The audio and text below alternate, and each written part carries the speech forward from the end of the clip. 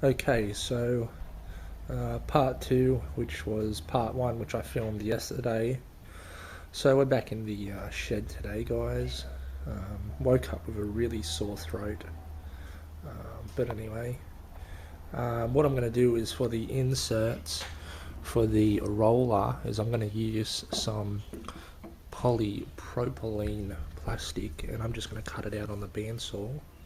So I'm just going to go ahead and do that now, and I've marked the centers, and I'm going to try to turn them somewhat round on the drill press. So I'm not sure how well that'll work, but I guess we'll see.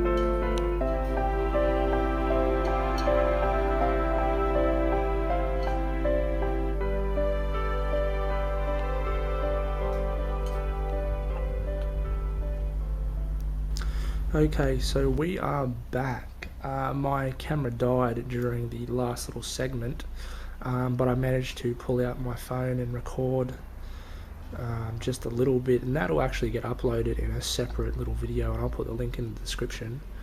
But really what I did is I just turned the polypropylene on the drill press and made a little jig for it. And I tell you, it worked out really good. So I'm just going to switch hands, and we'll come over here, and there it is, a real nice snug fit. Got my 8mm hole.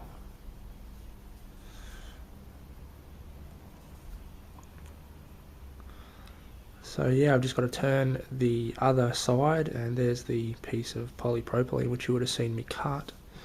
And you'll notice this piece of timber here is not the original piece of timber that we cut in part one, because when I realised that I'm going to have to attach the rod somehow, and I realised that I'm probably going to use some threaded rod and some lock nuts on the end of that, that by the time I put it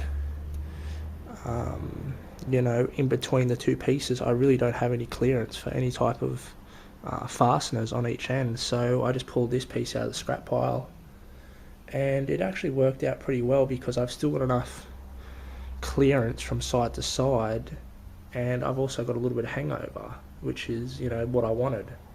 So I can usually I can kind of extend off that if I wanted to with some sort of a a motor or a bracket or the drill. So that's coming out really well. So I'm really happy with how that plug turned out. It turned out really, really good. So I'm pretty sure this is going to work out not too bad. So yeah, so you can see I'm probably going to have maybe that much clearance on. Oh, there you go. So I'm probably going to have maybe 3/8 each end of clearance.